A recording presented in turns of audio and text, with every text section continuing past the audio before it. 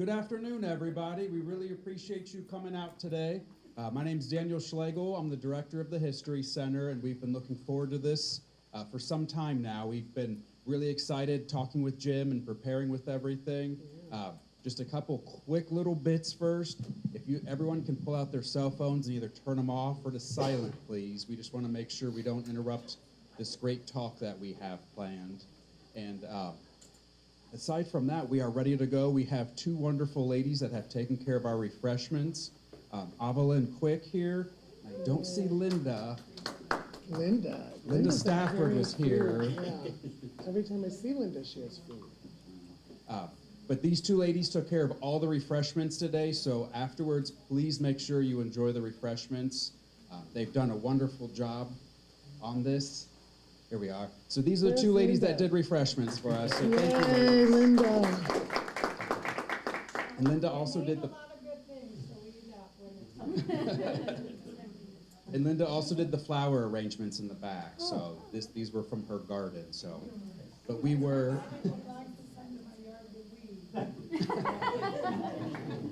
Linda's looking for volunteers. Anyone that likes to weed, we can connect you with Linda on that one. But without any further ado, I'd like to introduce our special guest, Jim, and our office operations manager, Justin Robertson, who has been phenomenal in this whole process and has really handled a lot of this, and Justin's been absolutely wonderful. So I'd like to introduce our two speakers here. Thank you. Thank you, Daniel. Thank you. Thank you. Thank you, everyone, for coming out today. We really appreciate it, and we're very excited to have Jim Fielding, the celebrated corporate leader, here today, and author of the USA Today Yeah, National. get it right. Don't call it New York. Not New York Times yet. Not New York Times. We'll see how USA that pile Today, goes people. today. You know, everyone else. Book All Pride, No Ego: A Queer Executive's Journey to Living and Leading Authentically. So, Jim, thank you so much for joining us. Thrilled. So great. We're so happy to have you here at the History Center, and you admit you've never been here before. I know, it's embarrassing. We're going to have to show you around. I know. For sure. But before we delve into any of the questions, can you tell us a little bit about your background as well as your career journey? Yeah. I have to take a breath. Yeah, I mean, I'm a proud Toledo, Ohio native. I was born in Toledo, Ohio. My dad was a fireman. My mom was a retired radiology technician because I was born in the 60s and mom stayed at home, right? My journey really began when I came here to Indiana in 1983. I matriculated, I think we call it, in 1983. I majored in political science with an outside field in business. I thought I was going to go to law school. And when I graduated, my younger sister was in college, and my parents were like, there are no funds for law school. And a lot of you might remember in the 80s, they were telling us to go out and get practical real world experience before we went back to grad school. And so luckily, because I had that outside field in business, I was able to interview through the business placement office. But the only people that would interview political science graduates were pharmaceutical sales, insurance sales, or retail. And I had done retail, and I thought, oh, retail, like, that's a really good I'll do that for 2 years, because most retail training programs are 2 years. I'll do that for 2 years, I'll save some money, and then I'll go back to law school. And I got into retail and ended up loving it. So I went to Dayton Hudson Department Store Company in Minnesota. Before Macy's owned everything, they used to have different names. And I found out that I loved retail and that it was it was a good training program for me. And what I always loved about it is it combined my love for experiences and storytelling and customer service with business. Like, it balanced both sides of my brain. And I thought my career was going to be 100% retail. I thought it was, and it did in a way, but, and from Dayton Hudson, I got recruited to go to the Gap. In the good old days of the Gap, when everybody, kind of exactly the way I'm dressed now, I looked at what I was wearing and like, oh my God, I was wearing this in like 1989. Denim and khaki, yeah, denim and khaki. And, I tell everybody, like, that was getting an MBA in retail because the Gap in the 80s and 90s was it. And I ran stores in Detroit and Chicago and then moved to San Francisco into corporate. And from there, I got recruited to a tiny little company in Lexington, Kentucky called the J. Peterman Company that most people know from Seinfeld. And I was basically Elaine and traveled around the world with John Peterman. It was it was very shocking going from San Francisco to Lexington, but traveling around the world with him was amazing. But probably the most amazing thing that happened is we went bankrupt. And that was an education. And so I was living in Lexington, Kentucky, needing a job. I was one of the last employees of J. Peterman, like literally turned the keys over to the bankruptcy Now, people. what exactly was your role there? I was the vice president of men's, Okay. which basically meant you went around the world with John, and John found things he liked, and then you'd buy them. Like, it was such a fascinating, after being in such a corporate structure, it was the most freeing creative job I think I ever had. Because you were actually on the ground? On the ground, we like literally, this honestly happened. He would come into my cubicle and say, "I'm feeling Argentina." And I'd be like, okay. And you knew this what is that way meant? before, no, and I'd say, okay. And he'd say, "Here's like 3 people I know in Argentina." And this is way before cell phones and, we had computers, but it was like the microfiche kind of computers. And he'd be like, "I think you should put a trip together to Argentina and Uruguay. And we'll do," any of you that remember J. Peterman, those beautiful catalogs that had the watercolor in them and the stories, he's like, "We'll do a Argentina, Uruguay edition." I'm like, all right. And like the 3 people he would know would be like the ambassador to Argentina, some polo dude that had a polo farm, and like a gaucho, right? And I'd be tracing them down and saying, "John Peterman wants to come." And we'd go for 4 weeks, completely immersive. John traveled with like those old steamer trunks because when you travel with him, you had to bring horse riding gear, a tuxedo, like it was the most bizarre thing. And, but it was amazing. And I would travel, I'm embarrassed to say this, but you guys understand. I would travel with like $50,000 in cash in various places throughout my luggage and on my body. And we Tucked in your shoes? and yeah, stuff? shoes and like a security belt, and we literally we'd be walking through, Montevideo, Uruguay, and he'd find some earrings he liked, and then it was my job to like somehow in broken English buy the earrings, like however many earrings this woman had. And I'd leave her my card. It's such an old time. I mean, it was so beautiful. I'd leave her my card and $1,000. And then, like 3 weeks after I get home, the distribution center would call me, which was underneath us, and say, "There's some random earrings from Montevideo. Can you come down and tell us what these are?" And I'd have to go down and give them like a SKU number, like a style number, and then we'd paint them. We'd do the watercolor. And then we'd write the story about him. And it was incredible. It was so authentic, a word I love. And I wished it could have gone on forever, but it was not the biggest money-making venture because we'd sell like 4 earrings, right? Like you realized it didn't really scale. So after the bankruptcy, I went to work for Land's End in Madison, Wisconsin, because I wanted to continue to learn the catalog industry.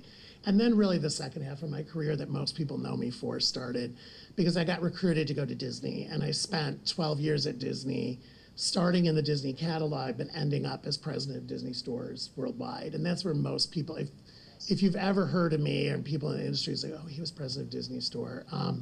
So I did that for 4 years, and we opened and revamped online and opened Disney Stores. We had Disney Stores in 12 countries around the world, amazing teams in London and China and Japan and in Los Angeles. And from Did you there, have to go to every single one of them? You would go to I London and you traveled would so much. see- It was it was great for my professional life. Yeah. It was not the best, when you read the book, it was not the best part of my personal life, Right. but I was on the have a road. personal I was on the road constantly.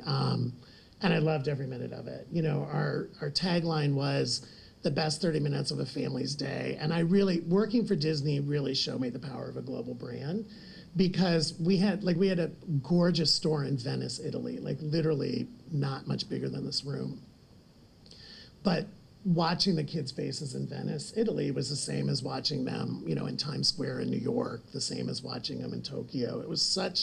It really was a magical time. I loved that job. And then I became the CEO of Claire's stores. So anybody that got their ears pierced at Claire's, many people. Auckland did.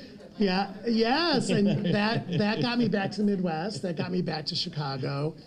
And really, that's when I got back to Chicago in 2012. It's really when I started to re-engage with the university, and I got super involved with the university because I was close again. Living in California, it was hard to really stay connected to campus, but being in Chicago was pretty easy. And you mean Indiana University? Indiana University, right. So I got, much more involved in the Alumni Association, and I was at a point in my life where I could become a donor, and so I started to, think about how I wanted to use my money, and so I did Claire's for almost 3 years, then got pulled back to Hollywood by a man named Jeffrey Katzenberg, who had a company called DreamWorks, and very important guy, yes. And he had bought an internet startup, a multi-channel network called Awesomeness TV, that was like the YouTube channels, like the beginning, like early of the creators. And I had an incredible run with him. Jeffrey, I was afraid of Jeffrey, I'll be honest with you. Jeffrey was legendary. Like, his quote was, "If you're late for work on Saturday, don't bother showing up on Sunday." That was like a direct quote of his. I got the softer, gentler Jeffrey. He was a grandfather by the time I got there, and I think it changed him. But I learned so much from him, and we did such a good job. We got bought by NBC Universal, and so I was out of a job, and I wasn't really sure what I wanted to do. I thought I was going to consult, and Jeffrey, God bless him, called me and said, I don't know what you want to do, but I think you should have lunch with Stacey Snider. It's like a very Hollywood story. It's like, I think you should have lunch with Stacey Snider, who was the chairman of 20th Century Fox Studios. She was one of the first women to be the chairman of a studio in Hollywood. And I said, great, because I'd love to consult for her, and I thought she'd be a great first client, like if I could put her on my business card. And by the end of the lunch, I was working for her at 20th Century Fox and had a great run there, but then we got bought by Disney in a weird circle of life Lion King moment. So then you were back at Disney. Yeah, but they didn't give me a job. Okay. So then I made this huge announcement to the industry that I was taking for the first time in my life a sabbatical, and you guys are smart, you'll remember the dates, and that was September of 2019. And I said, I'm taking 6 months off, I'll be back in April.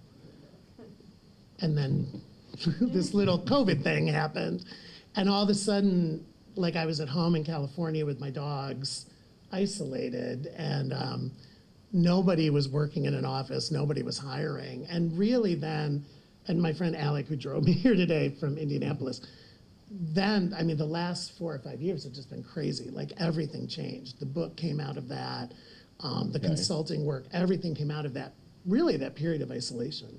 Yeah, that's okay. So you completely anticipated my next question, which was, of course, like, what made you write this book? That it's not only about your professional journey, but it's about your personal journey as well. Yeah, and so what inspired you to share your story?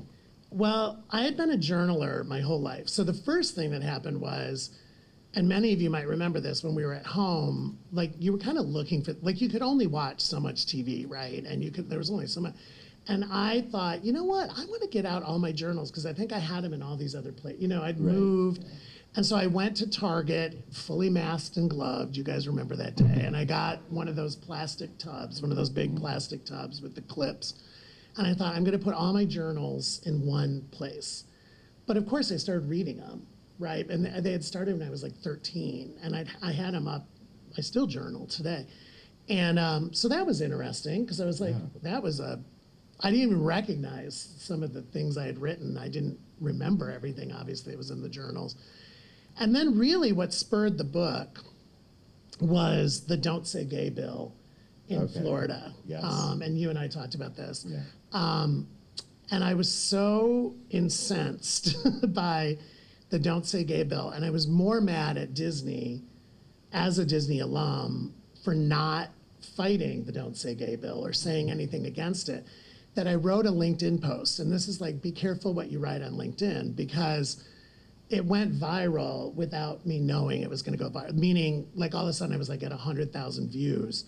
And I started to get contacted through LinkedIn by like the New York Times and Wall Street Journal and publishers who said, you know, they wanted me to go on, they basically wanted me to fight with Disney, honestly, and be like on record as a former Disney executive. I didn't do that, but through that, they asked me if I wanted to start writing articles and if I wanted to start being a source. So there was a lot of articles back then where it was like an unnamed former Disney executive. That was me, but I would never put my name down. And a couple of the publishers that contacted me said, I think you have a book in you. Like, I like the way you write. And so they said to me, write a treatment and send it to us. And Justin, I told you this before, I didn't know what a book treatment was. So again, God bless the internet, I Googled what's a book treatment. And, you know, they're like 10 pages and an outline and all that. And so I did it. And I ended up with 2 or 3 different publishers that were interested, but I went with Wiley because, I mean, they were known in the industry. They're one of the top 5. But the editor that had shown interest said, at the time I was 56, she said, I want 56-year-old Jim to write the book that 26-year-old Jim wished he had. Okay. And so she basically gave me permission, and any of you that have read the book or listened to the book, it is like I wrote it to myself. Yeah, yeah. And that was, I mean, when I read it, I was like, I wish I had this book years ago. Yeah. Yeah. So it's, Yeah. what exactly do you mean by all pride and no ego? Yeah, I love his questions. Well, I'll be honest with you. It was, for about 80% of its life, it was called Moments of Truth. And then former National Security Advisor Robert Mueller put out his book called Moments of Truth. And the publisher called me, his Moments of Truth were much bigger than mine. And the publisher called me and said, that name's taken. And I had a panic, and between the editor and, so, you know, I had my executive editor, and then I had like a grammatical editor. That's the best part about being with a big publisher. You have lots of different versions of editors. And we did a couple Zoom calls, and the one editor said, what really comes through in your writing is this, you know, this journey you were on to kind of fall back in love with yourself and this humility that you have. And I said, yeah, my whole life has been all pride, no ego, right? And she was like, oh, wait a minute. And she like did a search, and she's like, we can do it. And I was like, and then we had a big debate, honestly, and a lot of you in this room will understand it, because it was like, well, if I just put all pride, no ego, no one's gonna know what it is. And she's like, no, we need a subtitle. And so we worked really hard on the subtitle, you know, because I said it's a journey. And the book is organized around 10 leadership life lessons, and it's basically memoir-ish in that I tell personal and professional stories around those. But the subtitle was a huge source of discussion, because I put the word queer on the title and the flag in the graphic. And that means, to this day, I'm still not carried in some states. There's some bookstores. Really? Yeah. Seriously? Lots of stores in the states? South. Florida right now. Oh. I'm almost nowhere in Wow. Florida except like Key West and Miami, imagine that. I'm going to Tallahassee August 31st for an event, and they're bringing in the book specially for that. And then Mississippi, Alabama, you can kind of guess. Couple places. I've been to Texas, but a lot of people in Texas wouldn't carry it Wow. because it had the flag and the word queer on the cover. And so we had a big debate. I said, if that's like, it was hard because I'm like, am I completely marginalizing myself and Right. not, I want this book in people's hands. And they're like, no, you've got to be authentic. And so Wiley's been extremely supportive of getting me out on the road I'm not a banned book. Like, I would never say that. I'm not in the band. I'm just a not carried book, if that makes sense. And by the way, it's America, and bookstore owners have the choice whether to carry the book or not. I will not I don't go and argue with them. But it's interesting how blunt they are, because I have called some and said, I'm just curious on why you wouldn't carry the book. Do you not carry business? Because it really is a business leadership book.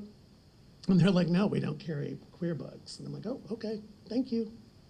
You know, it's a different time, but Yeah, actually, I was going to skip Yeah. down to some. Yeah, 'cause move around. I wanted to touch on this from the time that you came out in the 1980s to Mm. now, and how have you seen the landscape change? Because it has really changed. But then For now sure. when you tell me things like this, I feel like we're going backwards. Because I feel like even in the 80s, we had Ruby Fruit Jungle, you know what I mean? I No, mean, for I didn't sure.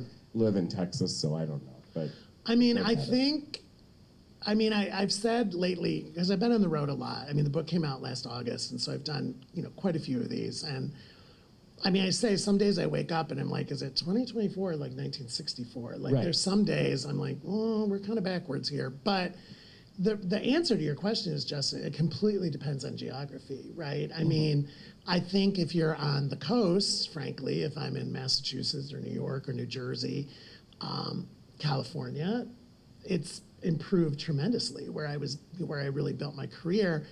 It's funny because 3 years ago I moved to Atlanta. Atlanta is extremely liberal and welcoming and inclusive. The rest of Georgia is Marjorie Taylor Greene, right? So, and by the way, her district is like 45 minutes from where I live. So, I don't take it for granted. Like, and I think unfortunately geography really influences what's happening in our community. And there's today, over 500 pieces of anti-LGBTQ legislation Exactly. on the docket. 500. Over 500. Yeah. And that's city, state, national. A lot of them are getting defeated, though. We've had some real wins. Yeah. We've had some losses, but no, it's opened a dialogue. And to be honest, the women's rights issue opened the dialogue first. I think with the overturning of Roe versus Wade, women's rights, women's access to health, choice, just kind of slid right into gay rights. Well, so looking ahead, do you feel optimistic or pessimistic about where LGBTQ rights are Choice going? C, realistic. Like, I'm an optimist by nature. And when I spend a lot of time on college campuses lately, and I spend time with young people, it gives me a lot of hope, but they're not voting enough. Like, I want them to get out and vote. I like the rest of you. I mean, we're reliving 2020 in a lot of ways. That wasn't a high point in our history for any of us. So I'm nervous about that. Earlier this week, I've been I had knee surgery, so you've seen me hollowing around. I have a new knee. I'm bionic on my right side now. And my first trip was to Washington, D.C. I spent 2 days at a CEO summit that CNBC hosted. And it was amazing. We had Mike Johnson, we had Nancy Pelosi, we had amazing speakers. And at the end of so there was 100 CEOs and invited guests, and they were doing these polls that we would answer on our phone. I think I'm allowed to say this, it doesn't matter. I know I'm being taped.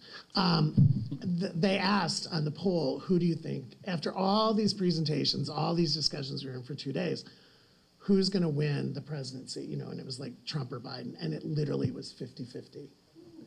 And literally, like, so if there was 102 people voting, it was like 50%, 50%. So, and I think that's the country we live in right now. I think it's very polarized. I feel it.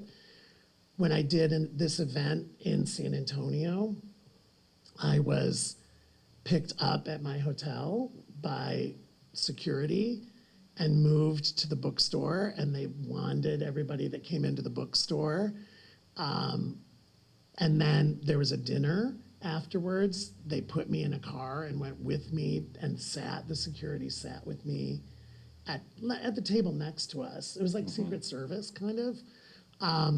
But they didn't tell me that because I think they thought I wouldn't have come. Of course I would have still come, but that was, Were you surprised to have security? oh God, yeah.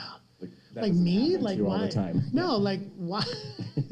Why would anybody come to a bookstore? Like who's Jim Fielding? Why would anybody come to a bookstore? But they've had a lot of problems in San Antonio anytime the community gathers. And we had I don't know, 50, 55 people at that event. So it's the world we live in. Wow. And I think that's what makes me realistic. Right. Right. Yeah. I'm never going to be pessimistic. I'm too much of an optimist, but I also don't live with rose-colored glasses. So Yeah. Okay. That's very good. Thank you. The theme of coming out and living authentically is central to your book. Why do you believe it's crucial for individuals, especially LGBTQ plus individuals, to embrace their truth and to live authentically? yeah, I mean, this is a loaded question, but I mean, the first thing I say, and I get asked this a lot, and people DM me now through my Instagram or LinkedIn. It is a completely personal decision. My book and these events is not about people kicking open the closet door. The first thing you have to take into account is your physical and psychological safety and your financial security. And in many cases, people's family lives or work don't allow them to come out. So I didn't write the book to be like, I want everybody to be free to be themselves, and I'll talk about that, but I'm also super conscious that that is a very personal and private decision, and I would never force anybody to do it. However, I use my own story in that I knew I was gay since I was 6 or 7. I didn't know what it was called. I just knew I was different, and in the family that I was raised in, I felt broken and I felt wrong, and I tried to fix myself many different ways. I tried to get help. I wanted to change because I thought, again, 1970s and 80s, I thought in order to be happy, I had to be straight. I had to get married and have kids and a white picket fence and a golden retriever, because that's the representation that we had. And I started to manifest personally at like 24 and 25, like older people issues, blood pressure, wow. ulcers, and I would go to the doctor because, again, Western medicine, I wanted a pill, right? I'm like, just give me a pill, I'll be better, right? And they'd ask me, they'd do the blood test and all that kind of stuff, and they'd be like, why do you think your blood pressure's up? Do you have a lot of stress? And I'm like, oh no, I have no stress, right? But I was living a completely double life. Yeah. And so I was manifesting, my body was basically physically rejecting the life that I was living. And, my sister, I wrote in the book, my sister forced me out because she was getting married and she asked my roommate to be in the wedding. And she said, are you gonna tell mom and dad why he's in the wedding, or am I? And she gave me a deadline. And that really, gave me the oomph. But as I write in the book, my dad didn't talk to me for a year after I came out, like literally one solid year. I mean, he wrote me letters, not nice letters, but I had no communication with him. Was he in denial? Yeah, I think it's funny. The benefit of hindsight, the one thing about aging that's great is wisdom. When my dad and I finally reconciled and had the conversation, it really was him being protective. And when he finally opened up and he said, I was just so afraid for you. Because I think those of you, and I know I have peers in this room, it was one thing to come out, but coming out in the 80s, they instantly thought you were HIV positive and had AIDS, right? So I think he was afraid. He said to me, I was afraid you were going to get sick. I was afraid your career was going to be limited. I was afraid you were going to be unhappy. So in his weird dad way, he was being protected, but he was 80s dad, a product, he was born in the 40s. He didn't express, I was somehow supposed to get that by osmosis, right? He didn't say that to me. If we would have had that conversation when I first told him, it would have saved us 12 months of angst and a lot of pressure on my mom. Because again, pre-cell phone, to talk to my mom, I had to call my sister, who then would call mom and say, call Jimmy. Because if I called at home, he hung up on me. So I caused issues in my parents' relationship too. And so and it was almost like all the negative self-talk I had told myself from 7 or 8 was coming true because I was hurting my family. Like I could see what I was doing. And we were very close. It was only me and my sister, mom and dad. We were a tight unit. And all that negative self-talk I did was like manifesting itself. Like I was causing a rupture in the family and putting a ton of pressure on my sister and mom. And I finally manned up, honestly, and flew. I was living in California or Chicago at that point, and my parents were living in Florida, and I flew to Florida, and my mom knew I was coming, my dad didn't. And I stayed in their house. Like I went to the guest room and I basically looked at him and he looked at me and I said, I'm not leaving until we talk. And like the first 24 hours were pretty horrible, but slowly we talked. And then I write in the book, by the end of my dad's life, he could have been the president of PFLAG. Like he literally leapt. Like, and so you can teach an old dog new tricks. Yeah, so he evolved. And it wasn't just your family at that time. That was the way society was. And that's why I think it's a little concerning when you see us going backwards. I mean, not a little, very concerning, because Very. it's just very difficult for people to live a life like that. And, it affects their family, even though your family loves you. Totally, totally. And for me, when I look at my career trajectory, it got better when I fully embraced who I was. Like, because I was then bringing, which is the whole message in the book, Evelyn knows, is when I was bringing my full self, my most authentic self, then the company was getting the best of me. When I wasn't having to worry about changing the pronouns or saying that I went to the Pride Parade on the weekend, right? Like, what did you do this weekend? Oh, I went to church. No, I mean, like I went to the Pride Parade. So, but not having to make up stories, right? I mean, I was living the double life. And I think because of that, I was able to be more creative, more productive, more everything at work. And I just started to move. I could feel it. You were just allowed to be more you. Yeah. Something I thought that was really interesting in your book, too, though, is that you were a singer, right? And you performed in theater and all of this, but then you were really good at it. But It made me cry. This makes me cry. But it's why I've been to like 200 Broadway musicals now. I mean, I'm a patron of the arts. The bullies took it away from me. Yeah. I was really good.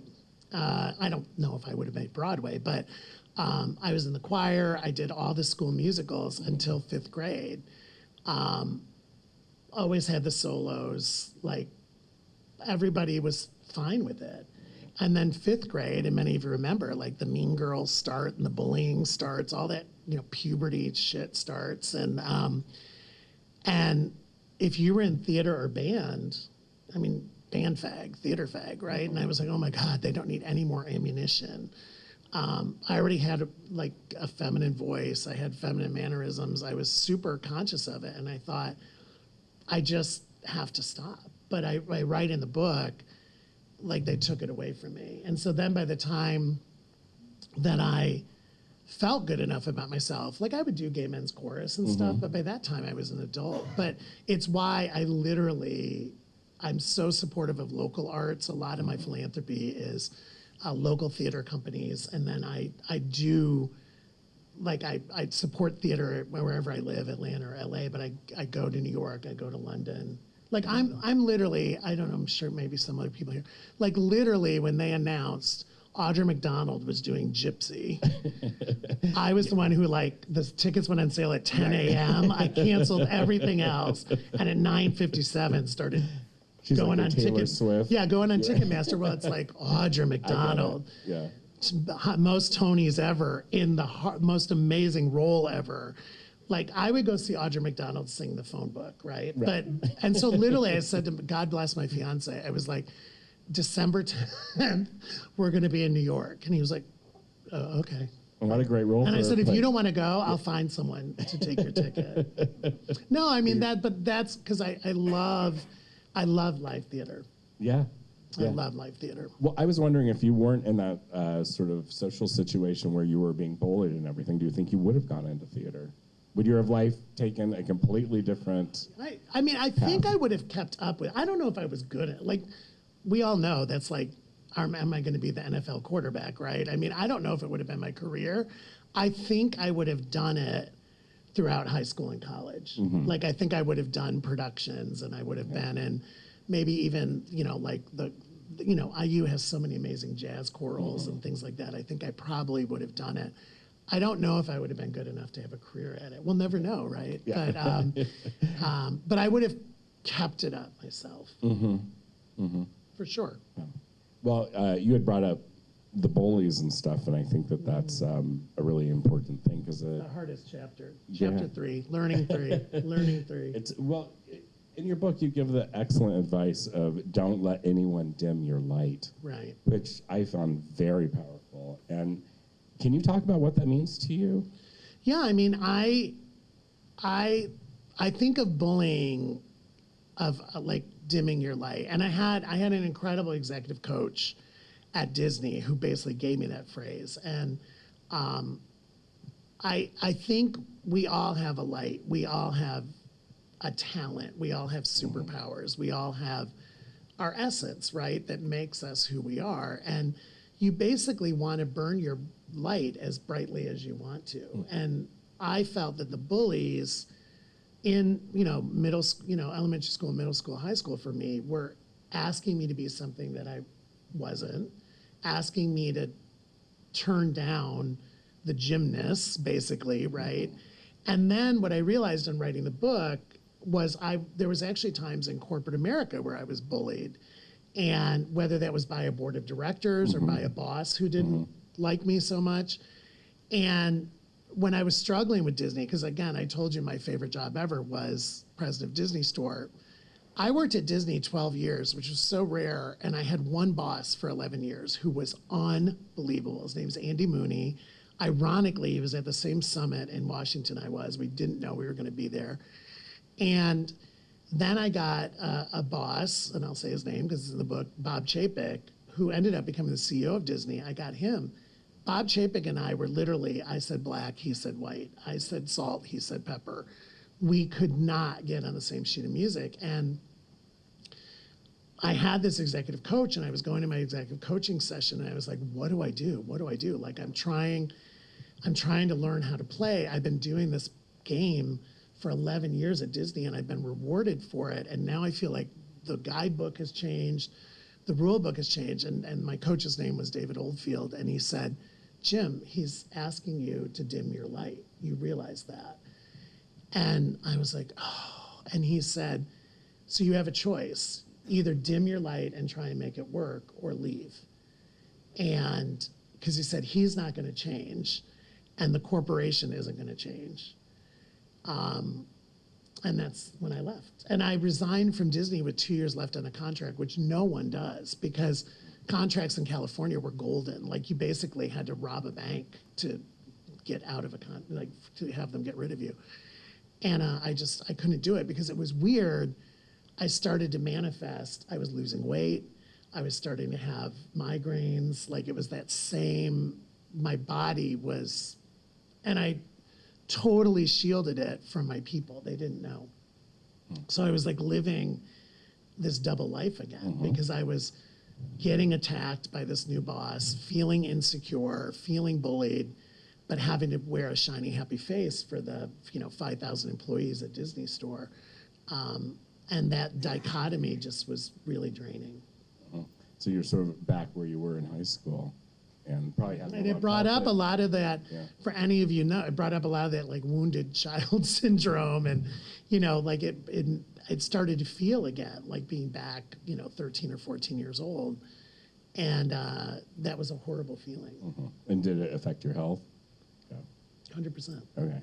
What would you advise people to do then who are being bullied? Should they leave? Well, yeah, no, I don't think, I tried a lot of stuff before I left. It wasn't like it was like, oop, I'm out, like a light Right. switch. I went to HR, I documented stuff, I tried, but I think, at the end of the day, Disney's an incredible place to work, and we create magic for everybody, but it's a corporation right there, and I wasn't going to get any special treatment, right? And he was the boss. Bob was the boss, so he's either going to get on his program, or I needed to take it somewhere else. And it was hard, and I won't go into it, but if you read the book, even the way they handled my resignation was, and I write about in the book, was bullying.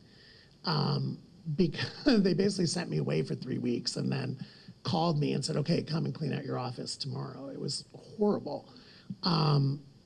But as I look at my life, I literally, that was such a low point in my life.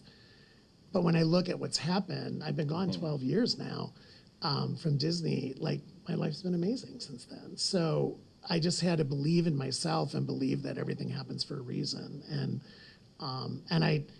The former Disney, there's a lot of former Disney alums, and we get together a lot because when you're in there, it's almost cult-like, I'll be honest with you. If anybody's worked at Disney, it's almost like you got pixie dust in your blood. And you think it's the only place to work. And then you leave and you're like, oh, okay, there's other places to work besides Disney. Yeah, yeah. So how did you overcome that? Therapy, friends, family. There might have been some alcohol involved. No, I mean, it took me a while. It was green, but I also found a job I love. That's when I went to Claire's, right? So I threw myself in to something new. You know, I moved from California to Chicago because I needed that geographic split. You know, I don't know if I was really ever fully over it. I think writing the book actually was pretty cathartic for me on this part. And going back to LA, I've done quite a bit of stuff in LA. And Bob Iger, who's the current CEO of Disney, I have a ton of respect for. He's in the book. I sent him a book when it came out, and he called me, and I've seen him since the book came out. So it's good. It was healing in a way. I have not talked to Bob Chapek. I don't think I could. One part of your book that I found sort of amusing was you described your experience working with an all-white heterosexual male board at Claire's. And that's a retailer that's focused All these on women in the accessories for audience. No young offense, girls. white men. No offense, white men in the audience. So this is not a demographic. Okay, you guys is know really what Claire's reflective. is, right? People know Claire. It is primarily girls, jewelry, and accessories. And I'm not talking fine, high-end heirloom, right? This is disposable 3 for $20 earrings, right? It's where you get your ears pierced. And we had a 7-member board. It was 6 60-ish white finance men who, because it had been a leveraged buyout, private equity people, right? And me. And I was like, okay. And so I had a really good first year there, did a lot of great things. There was some low-hanging fruit. And so I went to the board and I said, can we expand the board from 7 to 9? Because there's no magic. Evelyn knows this. She works with a ton of companies. There's no magic board size other than the board should be odd so that no votes are even, right? And I said, I'd love to expand the board to 9. And I specifically would like those 2 seats to be women of color from marketing, retail, like a sociologist who studies women, right? Like, because there's no voice of our customer in this room. And every decision we make in this room is financially driven. You know, what's the ROI? What's the ROI? What's the ROI? And I said, I'm in here talking about how the demographics changing, and you guys will laugh, but I'm like, I was in there talking about Taylor Swift, because Taylor Swift was coming on the scene and what she meant, like female power. And then we did a deal. Katy Perry's, one of her last tours was the Roar album. And we did a deal to sponsor her tour, and she did a jewelry line for us. And they thought I was crazy, and the thing blew out, right? But everything with that board was a fight because their filter was completely 60-year-old straight white finance dudes, which I did not think was healthy for the brand. And by the way, after I left, that private equity firm ended up putting them in bankruptcy, and they're now owned, which actually helped them. They're now owned by new owners, and they shed some stores and stuff. And I looked at their board, and it's half female now. It's so funny. Like, So do you think it's important that a board represents an organization's identity or mission? 1,000%. I mean, it should have been a majority female board. It should have been the men, like, because I think that the board needs to represent, not necessarily like the demographics, but at least the knowledge of who your consumer is, right? So I'm not saying a straight white man or a gay white man can't understand teenage girls. I mean, but I think if you're from Wall Street, you don't really understand teenage girls, right? I think if you're in marketing or retail, but again, I think representation matters. And I think because I had worked at Disney, and some of you will understand this, I never really interacted with the board at Disney. A little bit when I had to make presentations to the board about the revamp of Disney Store. But when you're the CEO, like, you report to the board of directors, and that's your primary communication is with the board of directors. And I do think representation matters, and I do think, retail is hard and competitive, and malls were dying, and e-commerce was coming on, and the TikTok was coming on, and YouTube, and all this stuff was happening. And my board was oblivious. It was like they were just in a bubble. And I needed more people on that board that understood that. Great. One thing to go back to your relationship with your dad, or sort of to touch on that, or with your family and stuff. Yeah. Something about your book that also really moved me was you talk about having chosen families. And that personally has always been very important to me. And I think it's very important to the queer community to always have chosen families. Yeah. And I wondered if you could talk a little bit about that, because you did say you came to IU and you went to Bloomington, and here you found your family, which I thought was also really Yeah, wonderful. I mean, I even went farther. I mean, I said I think Bloomington saved my life. I think I had a couple really dark times in high school, and yeah, I mean, I'm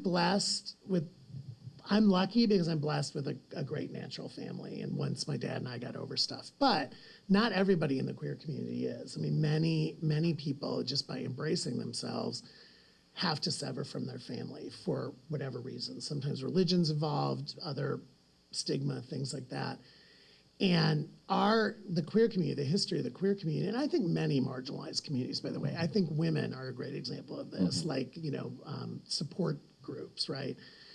But the concept of found family or chosen family in the queer community really comes from the ballroom culture, really comes from New York and the ball. If any of you watched Pose, and the houses, exactly. The houses over here on the bunk wall. Exactly. Right? No, that was my chosen family. The house of raging women over here, right? Yes. But I have an incredible found family, and I talk about it in the book, and I just saw some of them this week. Again, fate, right? I lived in Teeter Quad, Boys 4, right? Toledo, Ohio. Nobody from my high school was here. There wasn't any picking a roommate. I was assigned Kurt Malloy from Gas City, Indiana. That's like a whole nother story, right? But you guys remember in the old IU dorms, I mean, you went there, the phones that flipped, the flip phones, right?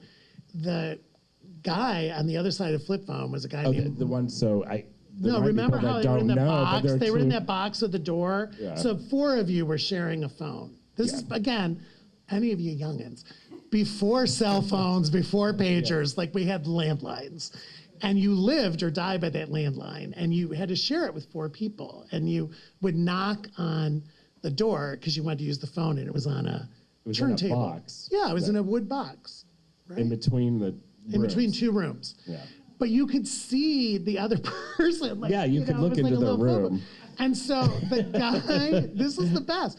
So the guy who's in my phone box on the other side was a guy named Mark Klein, and he was a sophomore. I was a freshman. And he said, "Hey, I'm your phone mate," whatever.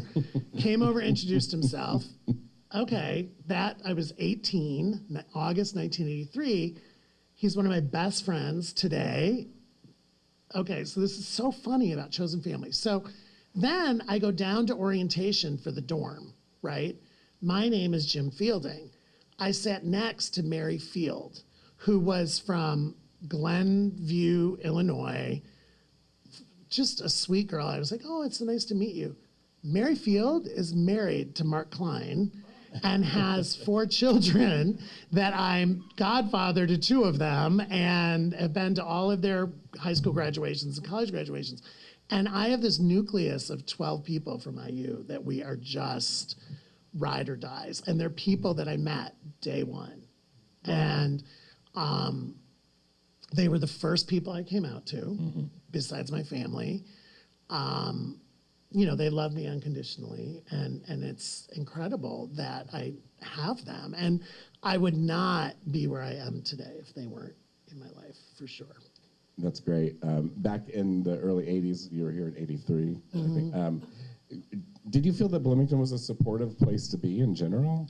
Yeah, it's so funny because it's not like they advertise it, right? I mean, I picked up on it when my dad was the one that I went on college visits with, right? And it wasn't like, again, I feel most of you guys are more in my age group. I see the youngins too, but it's not like we had college night. At Whitmer High School in Toledo, Ohio, there was no college night, right? There was no college counseling.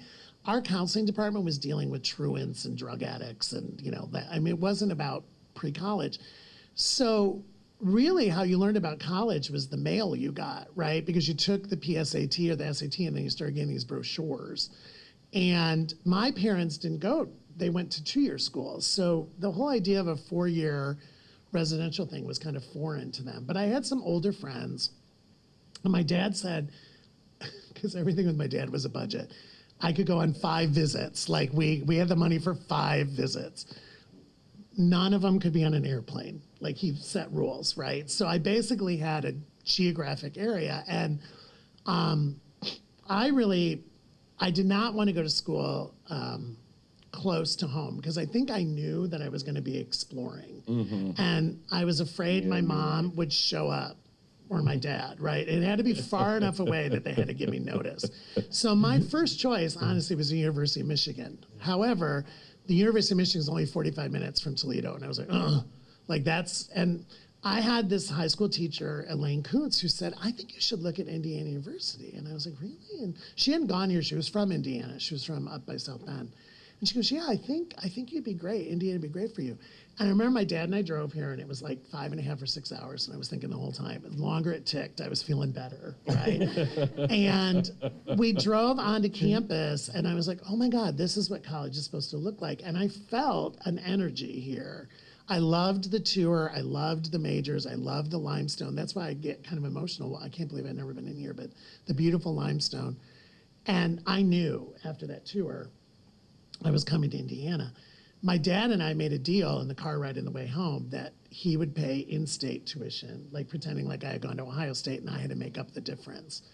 And then I get here, and there was articles about being one of the most LGBT, it wasn't called LGBTQ plus back then, it was LG or LGB maybe, that we were always like in the top 10, and I didn't realize it, but yes, I felt it immediately. And it did allow me to explore, which I think is what you're supposed to do in college.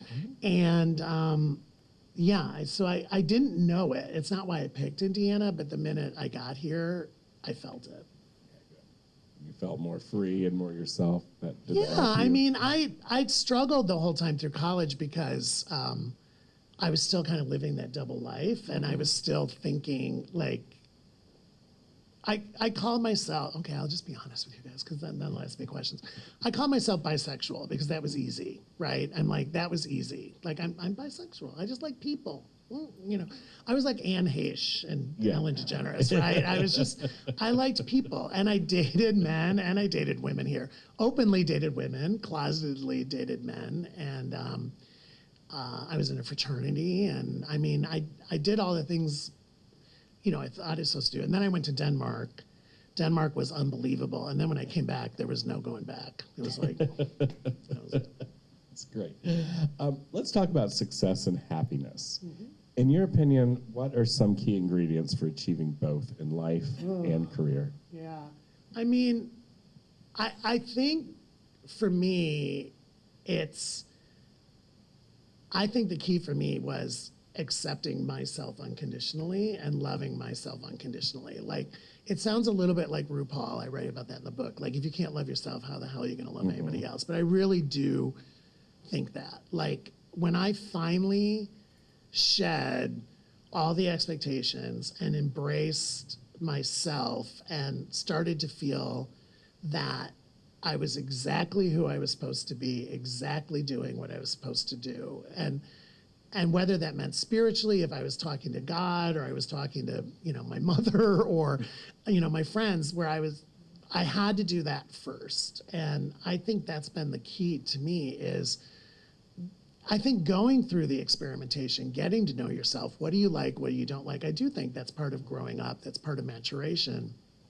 But I think it's literally, and I think it's accepting all, like, I'm good at art and marketing, I'm horrible at math, like accepting all that stuff, right? And that it's your formula, it's your superpowers that you're trying to get in touch with. What role do you think passion plays in finding fulfillment and success in your professional life?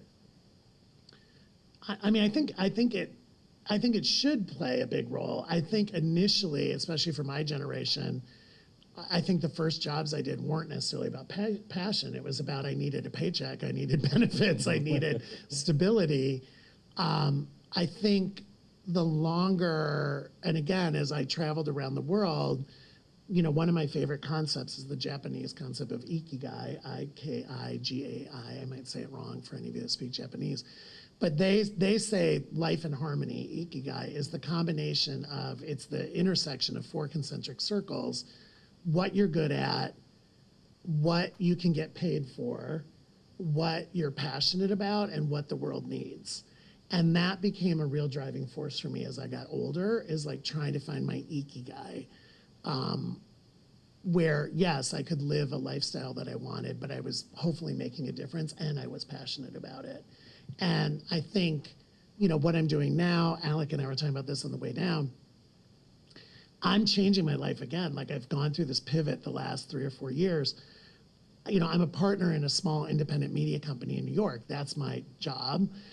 We make film and television and documentaries, and I'm really proud of what we do. And I've been consulting for some amazing companies, but I told my partners in February this year that I was done this December. So like, I'm on my end. And the reason is because being out on the road and doing this and doing corporate speaking engagements, and I got a deal to write a second and a third book, that's what I want my life to be now. And I was doing this more like a side hustle, and it's a full-time job for me, and it fills my soul. Like, it's the passion piece, and I had to say to my partners, which was not easy, my business partners, it's not filling my soul anymore. I love what we do, and I'm proud of it, but I'm not passionate about it anymore, and it feels like a job, and I don't want it to feel like a job. That's great. That's wonderful. Again, this has gone by so fast, but I think that we're out of time. Yeah. Almost for the. I know, we for should the take interview questions, segment. right? Maybe But it's yeah, questions, and then I'll absolutely. sign. So, Anybody that brought a book or wants a book, I'll sign. so now we'd like to open the floor up to anybody who has any questions for Jim.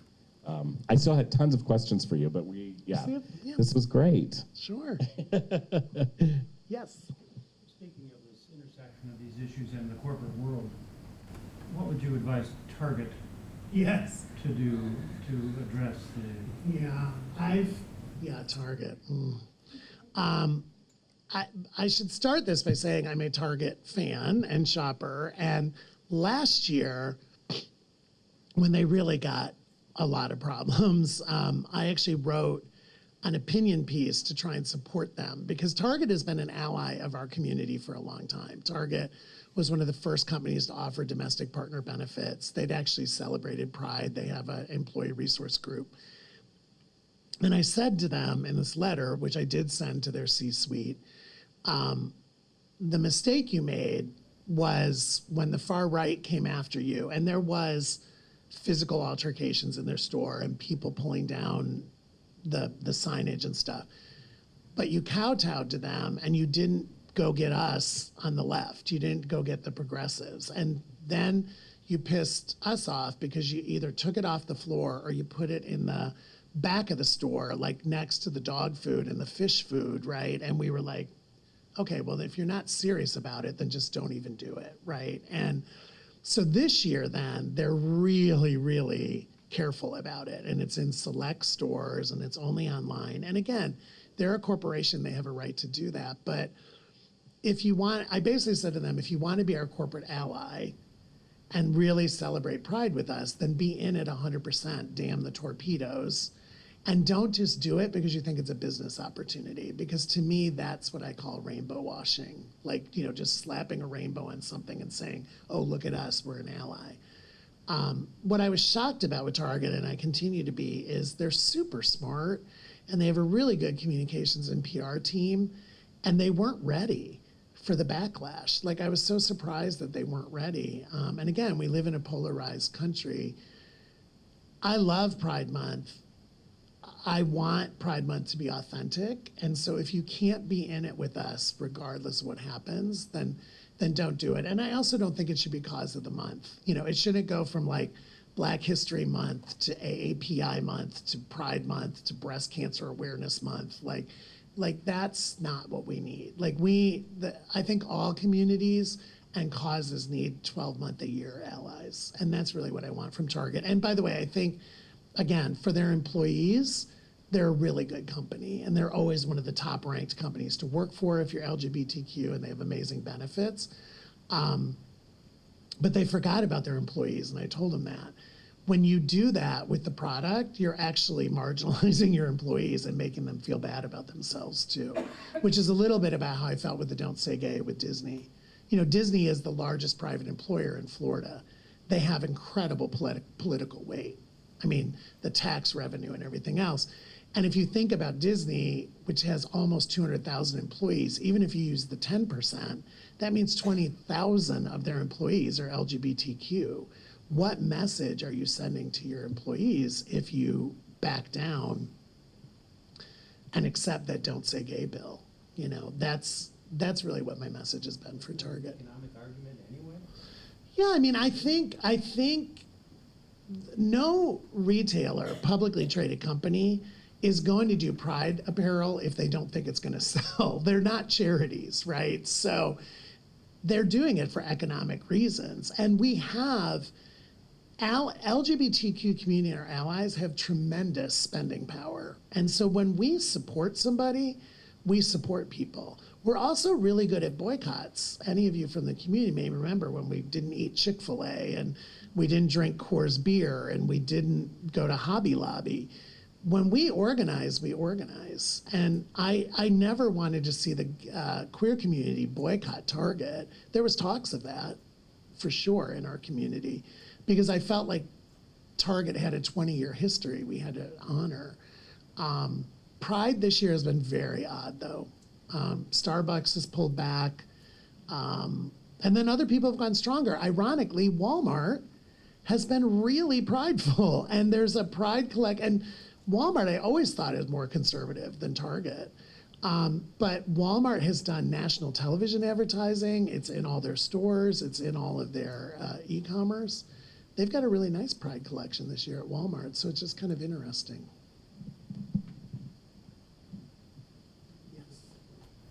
So I'm sorry, I haven't read your book, but Sure. I was very interested in what you have to say. I came from retail. Yeah. And so that was my question. So you probably came out before you went to work in retail, no? I came out. I wasn't out at Dayton Hudson. Oh, I came out personally. This is interesting. I came out personally before I went to work, but I was in the closet in the first job. And then when I went to Gap, I interviewed as an out gay man. Exactly. Yeah. And so, yeah. so that was really my question, just even before Yeah. coming. It's like, to me, the retail business is the most gay friendly. I mean, It to is. me, I was in Retail, for retail sure. for a very long time, and I mean, everybody knew who was out, and Yeah. everybody Yeah. knew who was gay, whether they said it or not, Yeah. and they were fantastic, and Yeah. they were talented, and and creative, and Yeah. so I was kind of trying to get you've got this really lovely, and I guess it's the all pride thing, Yeah, approach to who you are, yeah. but it seems like there might have been some really good stuff in retail. Oh, for sure. I mean, that was like a highlight place. For sure. I mean, I think there's definitely industries that are more LGBTQ friendly, retail, art, design, real estate. I think being on this journey I'm on, like, I think banking is still hard for a lot of people, investment banking,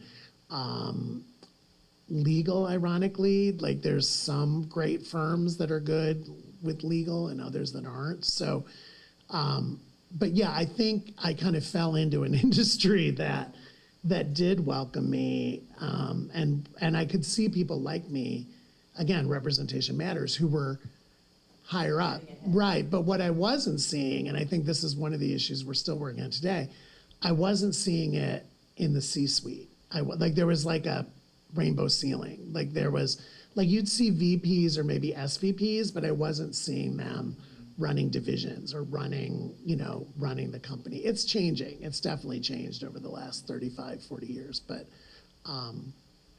for sure. The department stores were better actually than Disney. Oh, yeah, for That sure. Disney, I'm from LA, so I Yeah, mean, I know yeah, Disney. yeah. They're very conservative. They're, Yeah, I mean, they're better now, but they were. well, and I think it's better, unfortunately, when the Disney family was involved, the Disney family themselves was very conservative, including Walt. And now that there's not really any Disneys, I mean, they own stock, but they're not really in operating roles anymore. I think the company is modernized. And I do think a lot of companies, even regardless of the size, do reflect their C-suite and their board of directors. And Bob Iger, who's the head of Return as the CEO, is personally committed to social justice in general, right? It's not that he's just an ally. And I think the people around him are. I think he's created a board of directors that's about belonging and inclusion. And that's where the culture starts. Yes. So I was wondering, 20 more summers, Yeah. what's coming? That's such a great question. Yeah. Well, I mean, again, I'm in this pivot. So I'm finishing up a couple big consulting clients that'll end August, September, October this year. In July, I'm going back to Emory I live in Atlanta, and I'm going to their graduate school, the Goizetta Graduate School, to get 2 certificates in executive coaching. I want to go into executive coaching. And I kind of do that already. And like people say, oh, you coach and you mentor, but I want the education. I want to learn. I want to study. Book 2 and book 3 are kind of in germination, and I'm writing a lot of notes, and I'll probably start writing book 2 January, February-ish. So maybe I'll get it out in 26 if I'm really good. And then I got picked up by a speaking bureau, which I didn't even really knew existed. I'm with this incredible speaking bureau called Collective Speakers, and their entire roster of speakers is DEI and inclusion. Taraji P. Henson, not that I'm anywhere like Taraji, but she's in Collective Speakers, and Common, and some just incredible. It's all about diversity and marginalized communities, and I'm getting corporate speaking gigs. So like I'm doing Levi Strauss, I'm doing Salesforce. A lot of times it's the pride groups, but I'm also starting to talk to C-suites and like HR departments and things like that. So, and I'm getting married again, which when you read the book, you'll never believe I'm getting married again. I think I'm still shocked. We're getting married in September of 25. And so I'm really going to try and be a great spouse.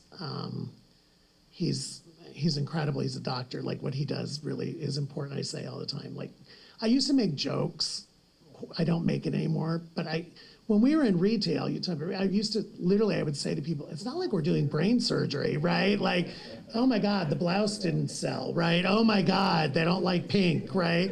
And I literally would joke horribly. It's not like brain surgery. Well, now I'm marrying a pediatric emergency room doctor who like fixes things and saves lives and gunshot wounds and stuff. So I've stopped saying that. But it's great because our professional lives have nothing to do with each other. But I keep saying, like, I'm ready to be the doctor's wife, basically. And like, one of my favorite movies is Far From Heaven, if you know that movie with Julianne Moore. And I basically think of myself as her. Like, I'm like the 50s housewife. Like, but I really want to be out on the road doing this kind of stuff. But I'm ready to support somebody else. You've done a lot, so. I'm ready. Yes. I started my career in retail too. So Yeah, a lot of people did. As you tell these stories, I worked for Lerner, which is I think now Yes. New York and Company. There was a Disney store right next to us. There was Yes. a Claire's a couple doors down, and Yes. a Gap right across the street. Yeah. You were in the neighborhood, Right. yeah, for sure. Right. So I started off in retail, and now I work in human resources. Yeah. And so I've heard you make a couple of references to human resources.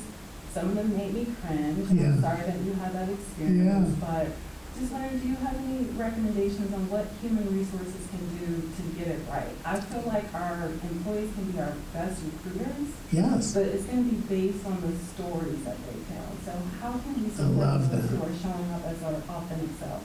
Yeah, I mean, I think a lot of it, honestly, is I totally believed in the HR function, and I always made sure that the head of HR reported directly to me. And as you know, in a lot of corporations, they don't. A lot of times they report to like the COO or the CFO, but I really believed in like that chief people officer kind of title. Like I saw HR as a C-suite direct report to me as the president or CEO role, because I believe I'm servant leadership, I'm authentic leadership. I truly believe the people are the gasoline in the engine that make everything happen, and that it's my job as a leader and the people around me to create safe, inclusive, respectful environments where people get to be their best selves. And I'm a capitalist. Like I wanted to make my goals, but my belief was if I did that, people would then work their best for me, and my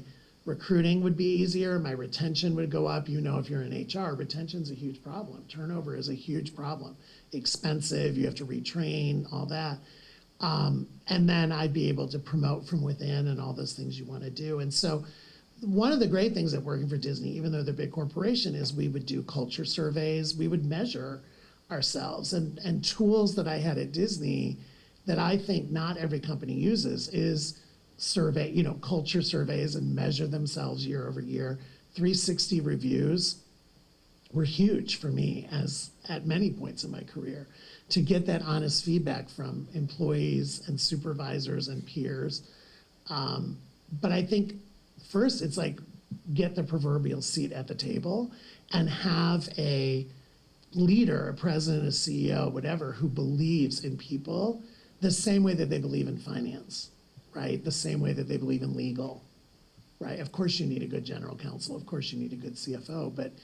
And I think the war for talent is real, particularly spending time again on college campuses. If you spend time with people under 30 right now, if you don't give them what they want, they're just gonna go look for it somewhere else. I mean, or they'll just go start their own thing. They'll go become like a TikTok creator, or, they'll just do a startup.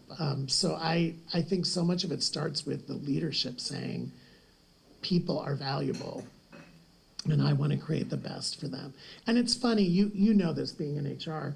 I'm a perfect example of it in my story. People don't leave companies because of the benefits or pay. There's so much about this. They leave because of the culture and their boss. And I think that is something that we need to talk about more. We need to tell that story more. Like everybody thinks, oh, I'm just going to pay him or her more, or I'm going to give them mental health benefits, or I'm going to give them childcare benefits. That's not why people leave. They leave because they don't feel valued. They leave because they don't feel psychologically or physically safe. And they leave because their boss doesn't make them feel valued, and I think we have to say that more. Sure. Yes. As someone who has worked in retail and other. My God, we need to have a retail support group. And other various Yeah. crap jobs over the years. Yes. Do you, as an upper echelon person, feel that customer service can be trained, or is it instinctive? That's a great question. I would not to do a pat answer. I think it's a little bit of both. I think there's some people who are naturally better at it. It's a little bit, I would be honest, extrovert, introvert, a little bit, right? Like, when I was running Disney Store, and knowing you were at Lerner, I was always looking for people who wanted to do customer service and experience. I didn't want clerks, and I think you know what I say. Like, a clerk is the person that works at the grocery store, and you put your stuff on the thing, and they ring you up, and they say, that's $112, and do you have a loyalty card, right? And maybe they smile at you when maybe they put your stuff in a bag. Sometimes they don't even do that. To me, that's clerking. It's very transactional. I wanted storytellers. I wanted people who were brand ambassadors.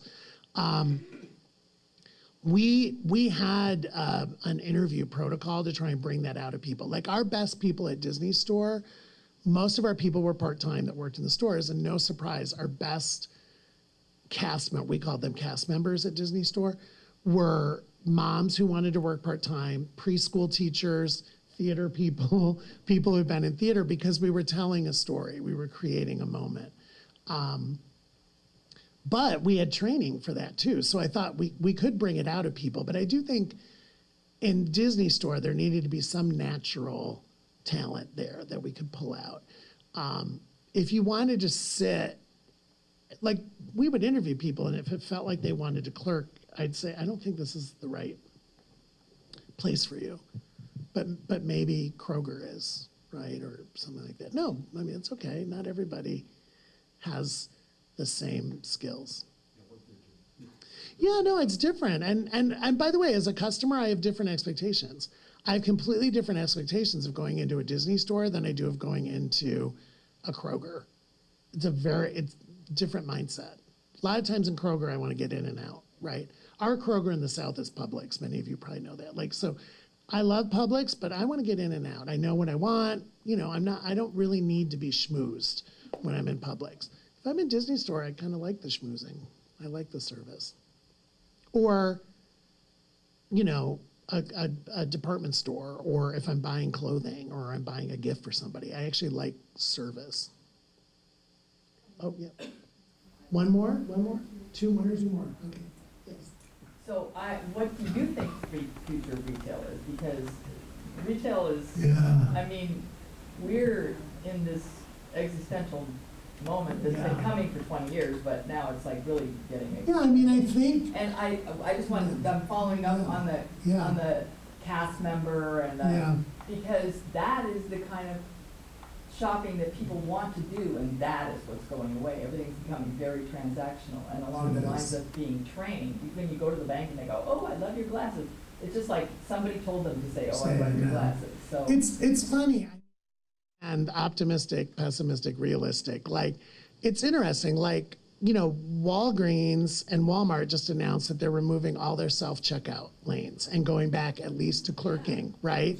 So, right, because shrinkage, but that means they're gonna have to hire people to actually clerk again, right? It's funny, moving to Atlanta's still new to me, but one of the things that struck me in Atlanta was this resurgence of like mom and pop specialty stores. Like, there's still areas in Atlanta where you go and there's like 7 or 8 stores next to it. There'll be like a bookstore and a shoe store and a pet store, and they're like mom and pop owned, and like that pride of shopkeepers. So I was like, oh, like I actually love that. And I just went to Europe for the first time since the pandemic. And Paris and London, I had some incredible shopping experiences, right? And so I was like, I think, unfortunately, the answer for most retailers, and it's expensive, is you have to be digital and physical. You don't have a choice. Because, by the way, all the brands that I love, I will shop them digitally and physically. Sometimes I want digital because I know exactly what I want, and then other times I want to just go in and explore. But I'm hopeful there's a return to service and experiential. It won't be what it was in the 60s and 70s with the department stores and everything. I don't think we're ever going to go all the way back there, but I think it'll be a blend, a hybrid. Okay, and you get the last question because I saw your hand, sorry. So I was wondering if you could speak to creating space for representation Yeah. in adversity. Yeah, it's tough, right? I mean, like the first lesson in the book is control the controllable, but leave space for the possible, right? So I think one of the things, again, I said it earlier, with aging comes wisdom, is you have to accept small victories. Like it's not a light switch where all of a sudden you're like, oops, I flipped on the light and I've got this safe, inclusive environment. A lot of times it's really incremental. It's small movements, but I think part of what, again, I'm trying to create is if I'm authentic and I try to attract people around me who are authentic, like you're gonna start to feel it. And it's funny, again, I mean, poor Atlanta. You know, I lived in California for almost 25 years. I lived in San Francisco, LA, and Laguna Beach. Like I basically lived in Gayland, right? But not only Gayland, like I just assumed everybody was an ally, right? I just assumed, and by the way, there's tons of non-allies there, but I just was kind of Mary Poppinsing through life, like, ooh, everybody's happy. Moving to Georgia was shocking, where all of a sudden I had to put my gaydar on again, right? And I had to like read rooms and I had to be like, is that restaurant, is this a friendly restaurant or an unfriendly restaurant? And you know, every group I went into, it was like a new group, it was like coming out again, like inviting in again. Then I fell in love with a black man. So I was like, okay, let's put some more targets on us. Not only are we gay, we're an interracial couple, right? And that's been a whole new experience for me of like seeing life through his eyes, right? And how I drive at night, right? Like he never drives at night. We've had this situation. We've had a pullover, which went differently when I was in the seat than when he was in the seat, right? So I've lived that. So I think, but it never, like, again, I feel like I'm supposed to be in Georgia right now. I feel like I'm supposed to be having these conversations and representing in Georgia. And, you know, even in voting, I tell the story. I've lived in Georgia 3 years. I voted for Reverend Raphael Warnock 4 times because he's had runoffs both times, right? And he's won the second runoff by 11,000 votes. And I know who like 20 of those votes were because it was like our friends and family, and we went together to vote in the runoff. So I feel like it's about managing your expectations and appreciating small incremental changes. Because if you're looking for the big sweeping moment, you tend to be disappointed, you know. And I think within our own community, and this last thing I'll say, because I know we're on time, is I think even within our own queer community, we need to have more dialogues because there's microaggressions within our own community. We don't understand each other. I know a lot of gay men my age who do not understand the trans community at all and don't honestly want to know. Think that no, they have their own issues. And I'm like, they are us. Like, stop, right? Like, if we have microaggressions in our own community, no wonder the far right can come after us. So I think we have to constantly educate ourselves and be willing to have open and honest dialogues and sometimes have uncomfortable conversations. Great, thank you guys so much. Well, thank you so much for coming and talking with us. Thank you, audience. Wonderful questions. Right, I'll go over there to sign. Yes, we have some books. Don't watch me get off the stage because I look like I'm 180. I look like my grandfather. Can you tell them how we're set up here for signing? Yes, and so there are books over here where Jim is going to be doing the signing, and there are beverages at that table, and then back there will be food. So please have some food and mingle if you have time.